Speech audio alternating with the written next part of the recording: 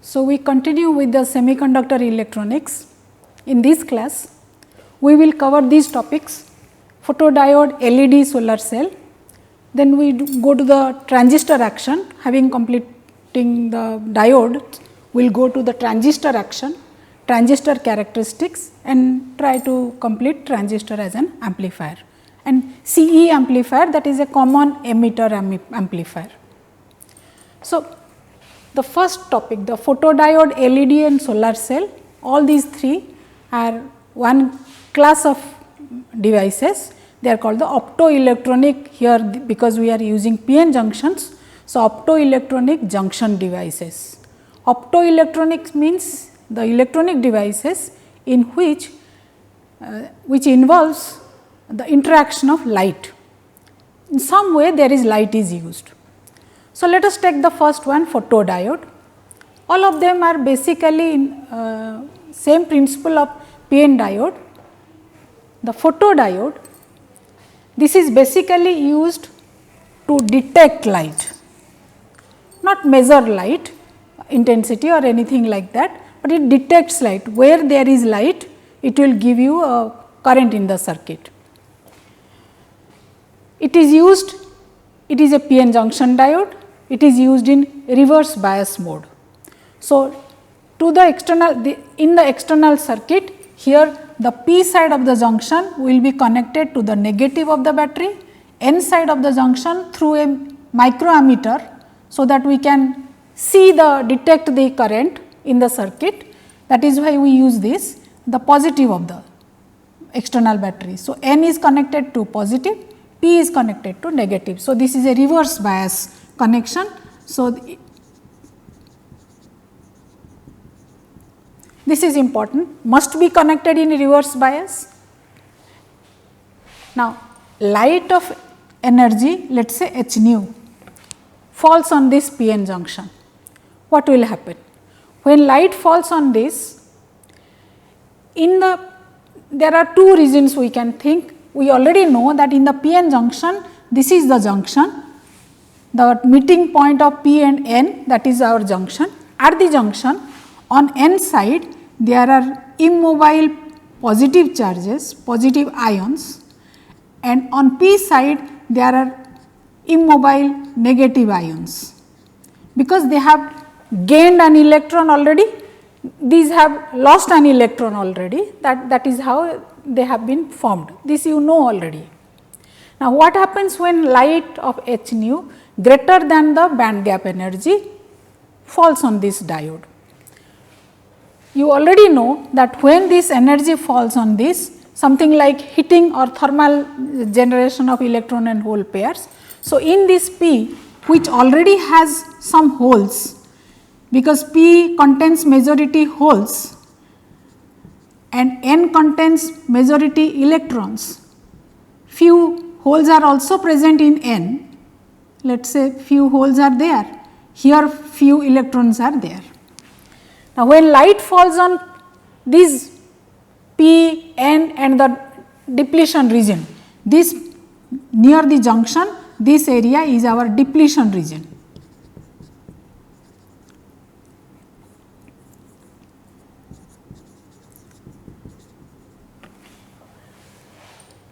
So, now covalent bonds will break, electron hole pairs will be generated, electron and hole pairs here, here, here, everywhere. But what happens that because this is negative, so the electron that is generated here will be pushed towards the right, and because they are moving through a lot of holes, they recombine. So, most of the electron hole pairs actually do not contribute to current, they recombine here in this region. So, away from the junction, this is what happens in this P region as well as in the N region, recombination takes place. First, you are giving h nu to the diode, electron and hole pairs are generated, but out of these in P region, in P as well as N regions, they recombine. they do not cross the junction. Whereas, in the junction, that means in the depletion region, when light falls, electron hole pairs generated, the electron and hole, one electron and one hole, the electron will be swept out by this positive charge. There is an electric field at the depletion region from this side, from right to left. This is the electric field at the depletion region. This electric field and the outer external electric field, they add up. So, in the depletion region, this side is positive, this side is negative. So, electron which is generated here will be attracted to this side. So, it cross the junction to n side. So, electrons in the junction, the electrons move to n side and the holes move to p side. So, when these electrons move to this side, this is a positive external battery. So, naturally these electrons will be quickly moved to this place, and in this manner, so they will move over to this metal. The end is always a metal, some metal surface. So, this metal surface will lose same amount of electrons, and these electrons will travel in this, and hence you say that the current in the opposite direction of the electron flow. And similarly, the holes have moved to the p side, and electrons from this battery will be supplied to the holes. So, in this manner, in the external circuit there will be a current is produced because of the reverse bias. If you connect it to a positive forward bias, this will not happen. So, the main thing that we must have, that the light must be greater than the band gap energy, otherwise these electron hole pairs are not generated. Second thing that we find here, that the photocurrent, this current that flow in the external circuit, we call it photocurrent, and this photocurrent depends on the intensity of light used. If the intensity of light is more, I3 here is more, I3, I stand for here the intensity of light. So, intensity is our I's are all intensities. So, if intensity is more, then the reverse saturation current, this is the current from here to here, this value is our reverse saturation current, reverse current or the photocurrent, that is more. So, if more because more, if the light intensity is more number of photons are striking this, more number of photons are striking means there will be more number of electron and hole pairs created, and hence more amount of charge flow in this external circuit also. That is why the photocurrent increases. Now, photodiode is used for detecting light, where light is present. If the diode is kept there, it will in a reverse bias mode, then external circuit there will be a current. So, let us move over to the next one, the LED.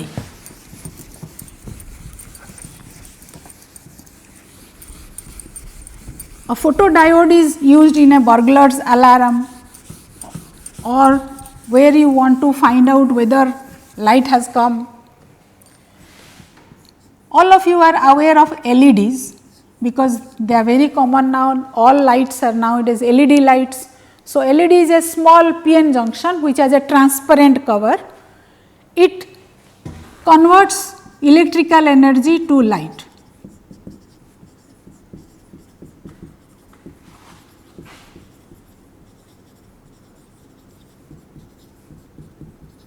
That means, when current passes through this, it produces light.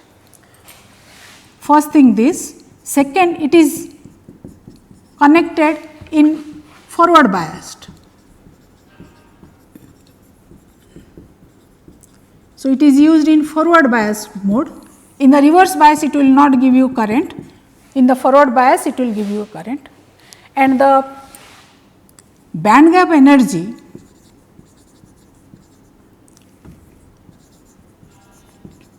of the material that is to be used, the PN junction, band gap energy of that PN junction, that should be at least greater than 1.8 electron volt.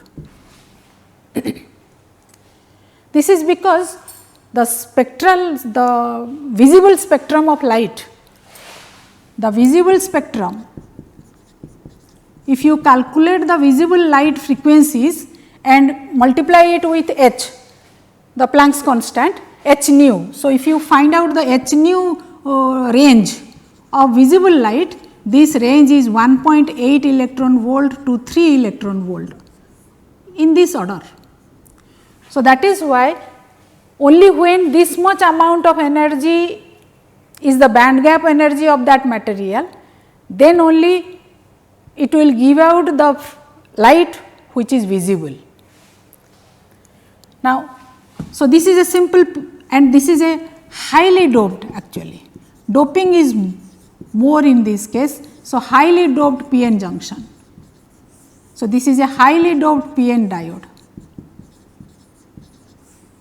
So, we have a p-n junction diode which has a depletion region. As before, I would say that this is p and this is n. On n side positive ions and on p side negative ions are deposited when there is no bias. Now, when I connect it to p side to positive is forward bias, n side to negative.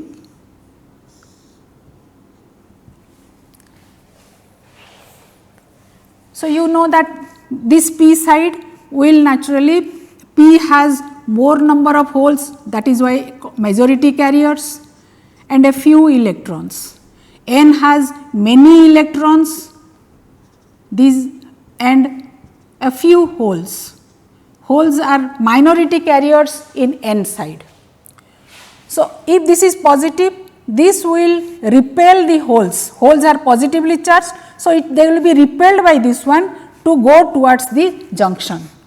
This is negative n, it will repel the electrons to go to towards the junction.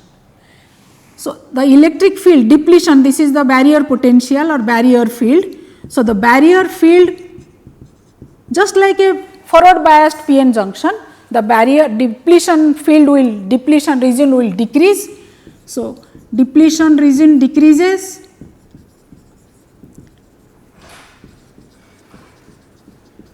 barrier field decreases, this barrier field also decreases, barrier potential decreases, and hence now the majority carriers, n re majority hela electron, p side re holes, they can cross the junction. So, electrons cross n to p, holes cross the junction from p to n. So, when they cross the junction, holes move from this side to this side, holes are here, they come near. So, the electrons will be supplied by the battery to come to compensate with the combine with the holes, and the holes are taken from the electrons are taken from this metallic surface to this side, and electrons are supplied by the external battery. So, you can say that the current is in this direction. So, current in the external circuit will flow in this manner. Now, what happens when this current is flowing? This is what happens. Let us say this is the energy band diagram of the p side, this is p side and this is the n side. P side has many holes in the valence band. So, I have shown it in the valence band, there are many holes, a few electrons. N side has many electrons, this is the conduction band of n side, and a few holes in the valence band. So, when these electrons go from this to this and holes come from valence band to from the p side to n side. So, the number of electrons here in the conduction band of p will increase. Similarly, the number of holes in the n side will also increase. So, there is a great chance, they do not want, nobody wants to be at a higher energy state, everyone wants to be in a lower energy state. So, when this electron goes to here, there is a chance of it coming back. That means, this electron goes here and it falls back to the valence band or in other words that is what we call recombination. That is why it is highly doped. Because it is highly doped, there are a large number of majority carriers, the chance of recombination is large, the rate of recombination is large. So, this electron when goes here, he finds that it is better to go to the lower energy state. So, it falls back giving out energy. So, it gives out energy and falls back. Jetik extra energy tar thila seta ko chhadi dabo se bahari gala. So, this energy h nu is coming out and it falls back, or we say that it is a recombination. It comes back to this recombine with a hole. So, recombination here the main why the light is obtained is because of recombination of electron and holes. So, current flows in the forward bias as before, but here what happens that with the current there is a light emitted. So, this light emitted will be naturally a band और a band भितर जेतिकी energy difference सेतिकी energy से loss कला. So, that energy will be equal to h nu. So, the h nu of that emitted photon, whatever light emitted light, the energy of the emitted light h nu will be equal to band gap E g or band gap, which I write E g. E nu is the frequency which is h c by lambda. So, h c by lambda will be E g, hence the lambda wavelength of light that will be used or will be obtained is h c by E g.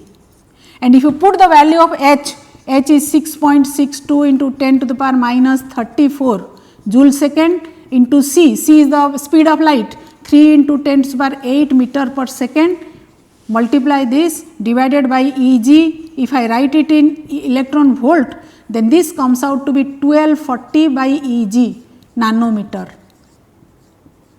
So, keep this as a easy formula to remember that the wavelength of light that will be obtained from a LED is given by this formula 1240 by E g nanometer. Now, 1.8 electron volt to 3 electron volt. So, this is the problem, that is why we have not got, we got the white light LED very late. We have till now we have red, yellow, orange, then green, blue, and mixing all of them together we are also getting white LEDs. So, these are the color LEDs which are been constructed by using different types of material. For example, we use gallium arsenide 0.6, phosphorus 0.4. This element, when this is used as the material of an LED, it has a band gap energy equal to 1.9 electron volt, and this gives you the red color. So, the red LED is made up of this gallium arsenide phosphorus. By taking different amount of arsenide and phosphorus with gallium, we can construct different types of LED, yellow color, orange color, green, blue, white, etc. And if you take only gallium arsenide,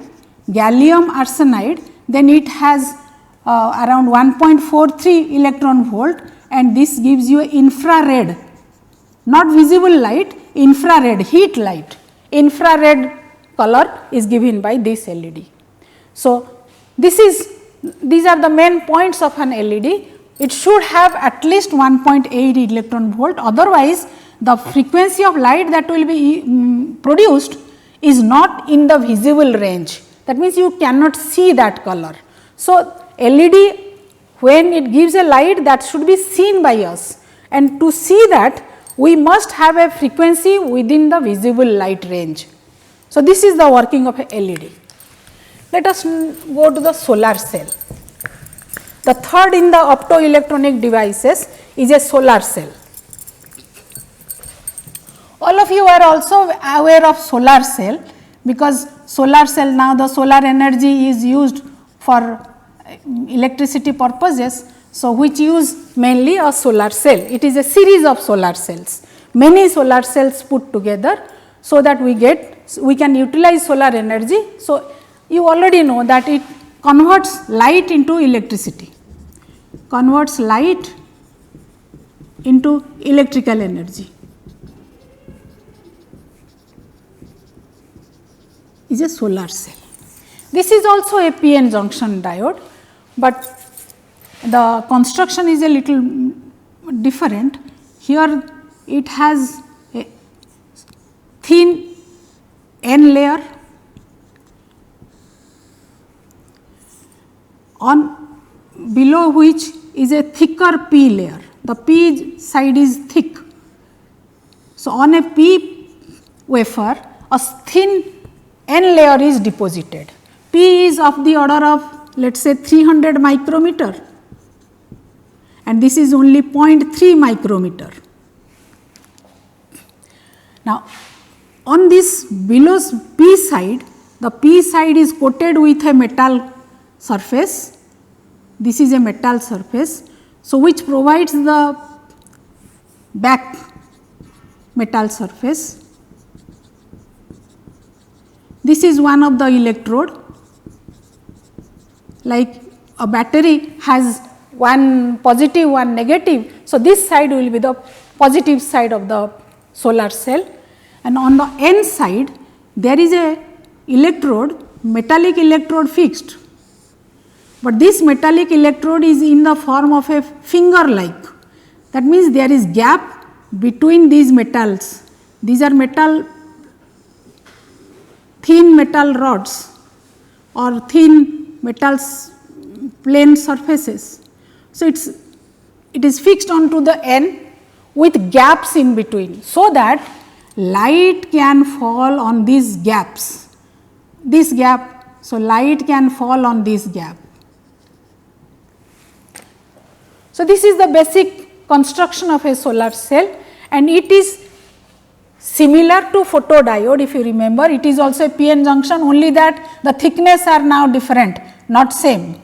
It has electrodes of this kind, and you can cross section. If I take a cross section, it will appear something like this, that this is p, this is n, on this side there are some metal surfaces and gaps, and here is one electrode, and on the p side is also metal, here is the other electrode. This will be the positive side of the cell, and this will be the negative of the cell. If every battery has a positive and a negative, so this will act like a battery.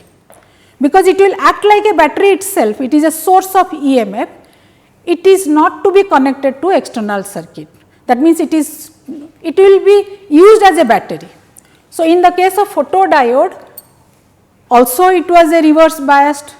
In this case also we will use light to fall on it. Now, what happens when H nu falls on this junction diode?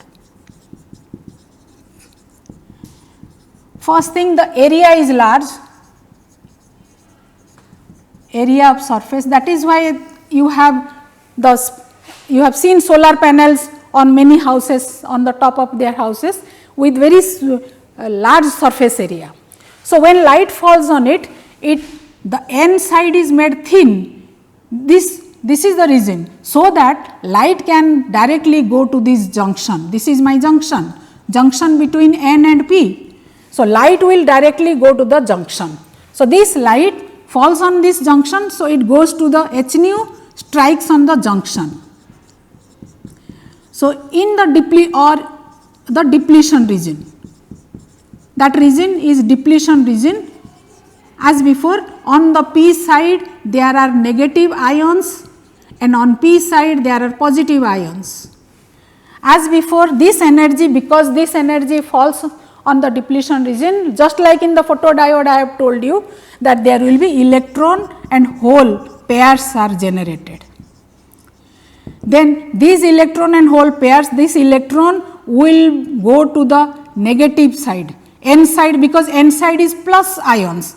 On n side there are plus ions, immobile. So, these plus ions will attract the electrons which are negative. That is why whatever electron and hole produced, this electron will go to this side, the hole being positive will remain in the negative side. If a electron and hole is produced here, the electron remains here, the hole will come to this side. So, holes come to p side, electrons go to n side. So, all the electrons will go to n side and this thickness is very small, they will quickly come to the surface, and this is a metal.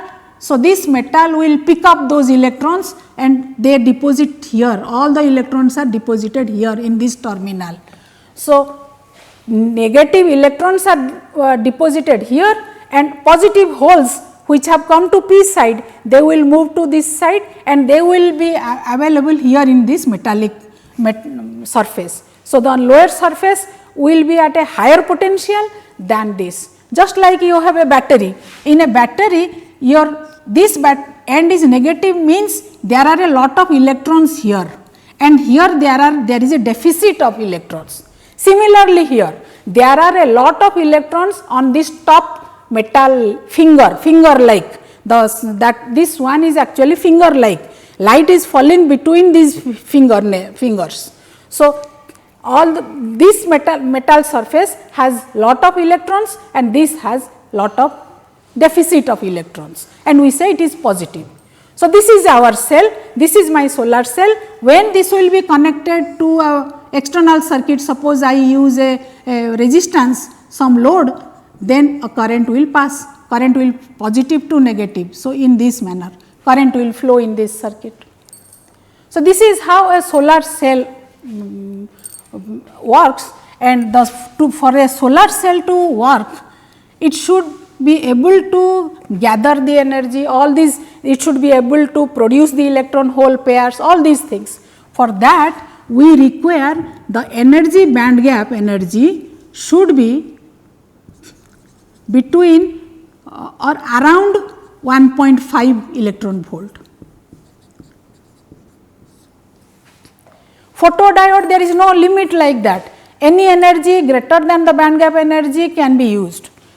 If the material, whatever material you are using, you must use the light which has a band gap energy h nu greater than that. In case of LED, it has to be greater than 1.8 electron volt. In the case of solar cell, the band gap energy is around 1.5 electron volt, and that is why we use silicon which has a band gap of 1.1 electron volt and gallium arsenide which is 1.43 electron volt, because in this order the energy content of the light is more. That is why we use band gap energy of this electron volt, and it is not necessary that it has to be always sunlight. Any light which has can produce actually EMF of this order, but the EMF produced is very small, and that is why we have to use a number of solar cells together, so that the voltage produced is appreciable. This is silicon and gallium arsenide, and if you take the characteristic, you will see that the characteristic is something like this. Here is the voltage, open voltage, and this is the saturation current. This is voltage versus current. Is in the negative side because it is providing EMF. It is not taking any current from the circuit, it is providing current, that is why it is drawn in the negative side. So, we move over to transistor. So, this much about PN junctions. PN junction diode, we read about simple PN junction diode which is used as a rectifier. Then we went to Zener diode, again a highly doped PN junction which is used as a voltage regulator. Then we have the three types of optoelectronic devices: photodiode, LED and solar cell. Transistor. Now, what is a transistor? It consists of two words actually, transfer, this is for transferred, and this is the part of resistor. If you combine these two together, what you get is a transfer resistor or transistor. take trans from here and ISTOR from here. So, transistor is named in this manner. A transistor is a 3-terminal device.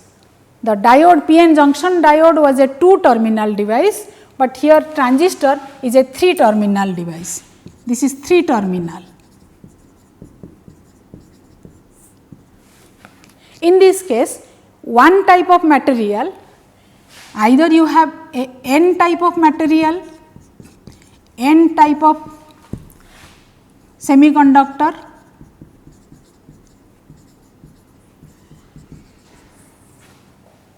is grown between two p types, grown between two p types.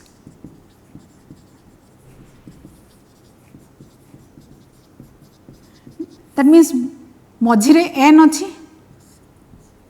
तार दुई पटे p, एपटे गोटे p, एपटे गोटे p. So, this is a PNP transistor.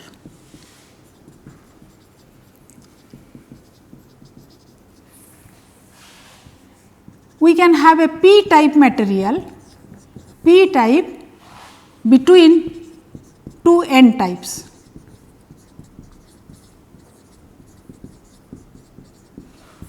तामाने मझिरे p ता दुई side रे n. So, this is called a NPN transistor.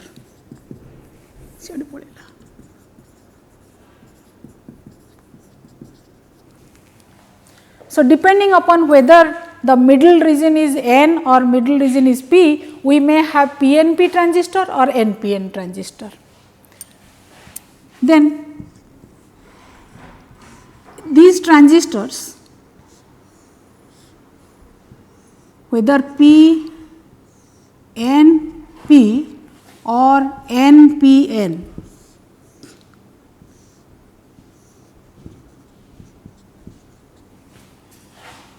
there are 3 terminals from these. That means, these are metal surfaces, and from these metal surfaces 3 terminals have been taken out. One terminal, all of them, from here also one terminal, from the middle there is one terminal, from here another terminal.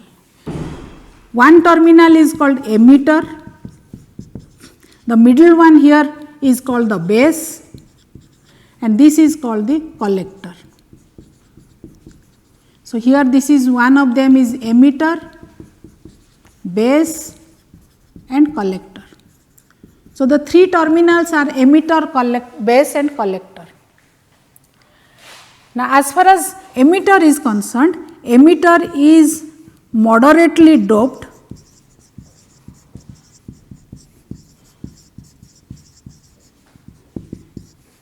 and thickness is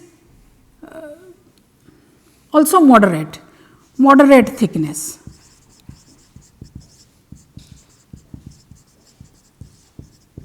Base is lightly doped, तामाने सेथिरे dopant the impurities are less. So, lightly doped and thin, very thin. This is important. Base is always, in both the cases, base is lightly doped and thin. Collector, this collector has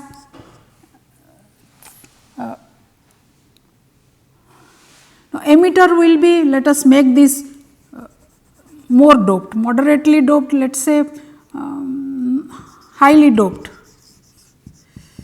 This will be less doped, that means this is the lightest, the doping is minimum here, maximum here, and this is the in the midway between these two. So, collector will be moderately doped, let us make it moderately doped. That means, the doping of collector is less than the emitter, but least is base. Collector is moderately doped, but it is the thickest.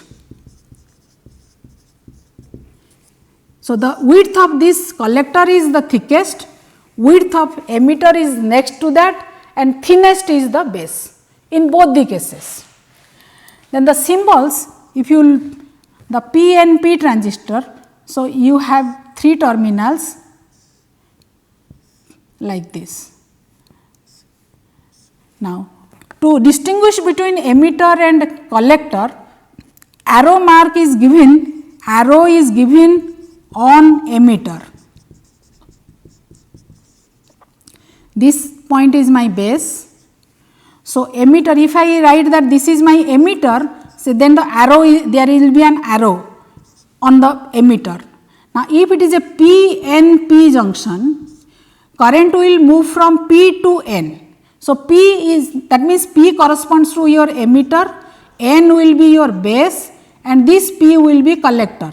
So, since current will move from P to N and arrow will be given on the emitter. So, if this is my emitter terminal, this is P, this is N, this is P, current will move from P to N. So, there will be an arrow here. So, this is the symbol of NPN transistor, sorry PNP transistor. If I go by the same principle, then what will be NPN? Let us, that was the old method of drawing. In the old method we used to put a circular here. Nowadays we do not put a circle. Suppose this is my emitter, this is collector and this is base, and you are saying it is a NPN transistor, current will move from P to N. That means P, this is P, this is N, this is P. So, P to N, that means out. So, this is how we find out what is a NPN transistor in the circuit or it is a PNP transistor in the circuit. These are the symbols of PNP and NPN transistor. So, this is how it is made, a single P between 2N, single N between 2P. So, let us see how it works, the working of transistor. So, transistor action.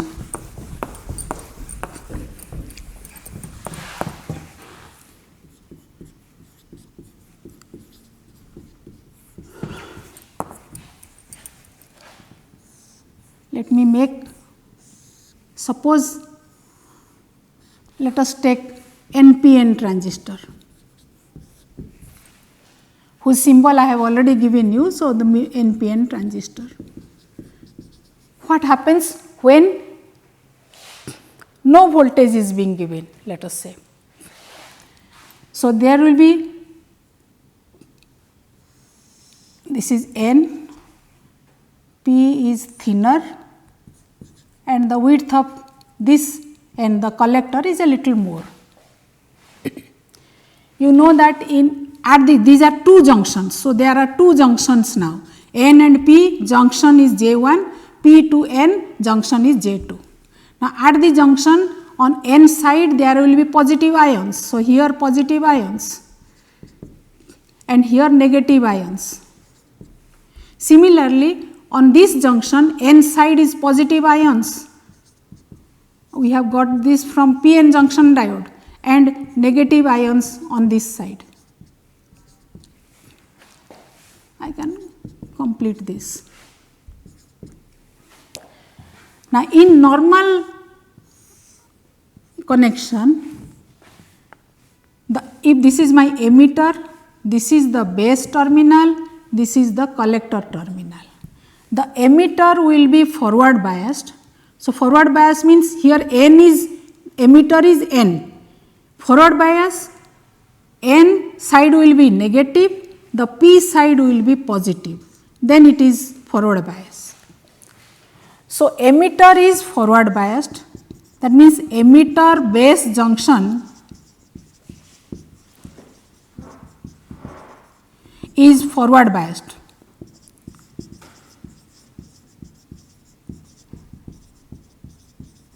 And our collector base junction is reverse biased. In normal, this is the normal operation of a transistor. For a normal operation, you can make it reverse biased, does not matter, but normally transistor is used with emitter forward biased, collector reverse biased. So, emitter forward biased means emitter is n. So, if it is n, n must be connected to n or negative. So, n means it is forward biased. So, this is forward biased and it will be reverse biased. This n will be reverse biased, means this n must be connected to positive, then it will be reverse biased, and this point is earthed. So, this is the normal operation of a transistor, that this is reverse biased. Now, let us see what happens under these conditions. So, first thing that will happen, this is forward biased, means this depletion region will decrease. So, this will become less. This depletion region where these ions are present, all these ions are present, this will increase. So, the depletion region here becomes more and the depletion region here thickness decreases, and at a certain point this n side has a lot of electrons. So, these are a lot of electrons. I am taking dots as my electrons and this as hole.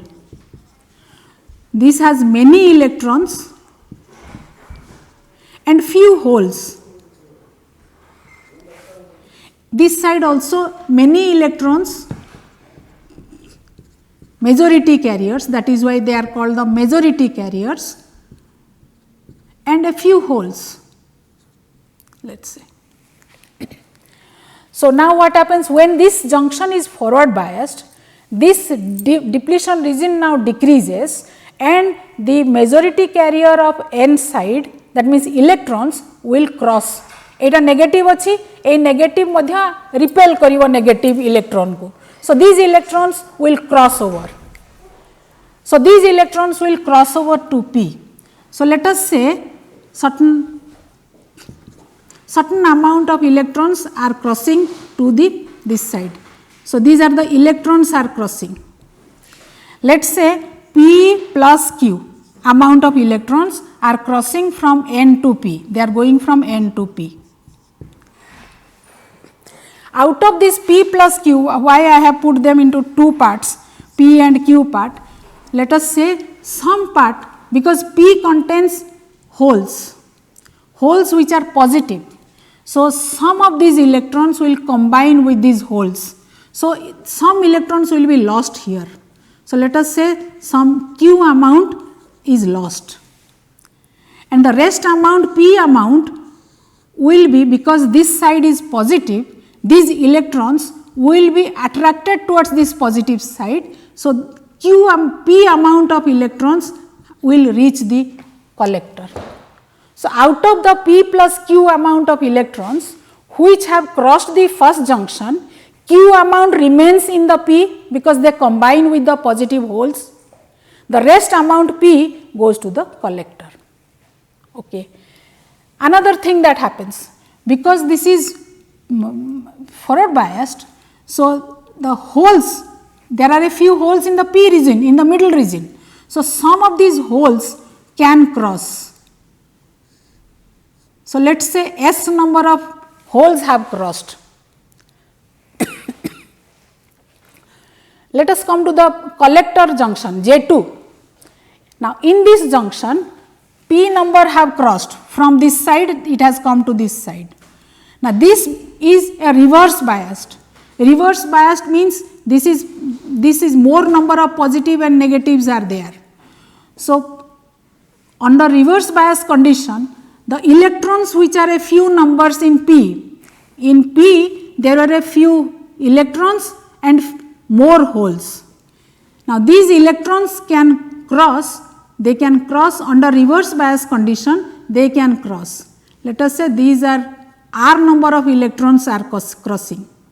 So, let me put it in this manner, that r number of electrons are crossing here, and some holes which are a few number in n there are more electrons, less holes, but these holes can cross under reverse bias. So, some of these, let us say t number has crossed, these are the holes which have crossed. So, these many carriers are changing their place in a forward and reverse bias transistor.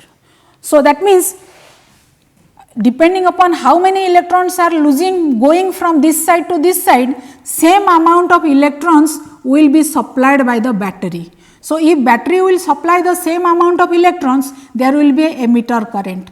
Current is in opposite direction to the electron flow, electron is moving from this side to this side, means current is in opposite direction. So, the emitter current will flow due to what? Due to current due to p number of electrons going from here to here, due to q number of electrons going p plus q number. So, I put them into two parts, the p number of electrons and q number of electrons have left this place to this place, and some holes have come from this side to this side. Whole direction jaha current direction is also the same. So, plus the current due to these holes, this T is are the holes, these are the electrons. Okay, this is the emitter, nothing else is coming or going. There is only a base current also.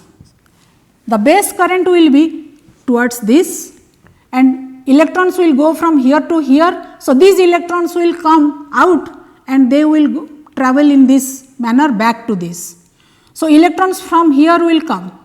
So, that means collector, there will be a collector current IC in this manner. IB, base current will be due to what?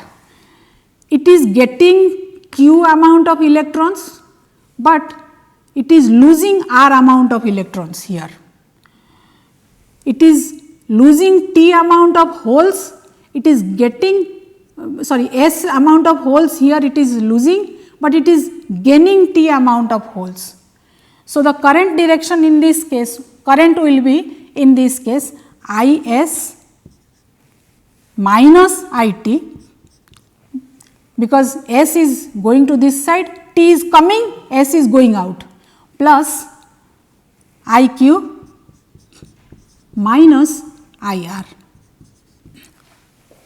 So, this will be the base current. IC will be equal to what it gets. IC will be equal to due to the p number of electrons, plus it is getting r amount of electrons plus t amount of holes have left it. So, holes direction is current direction is same. So, IT. So, if you see add this up, base current and collector current, if I add this, IR cancels out, IT cancels out. So, this becomes IP plus IQ plus IS. So, this is equal to IP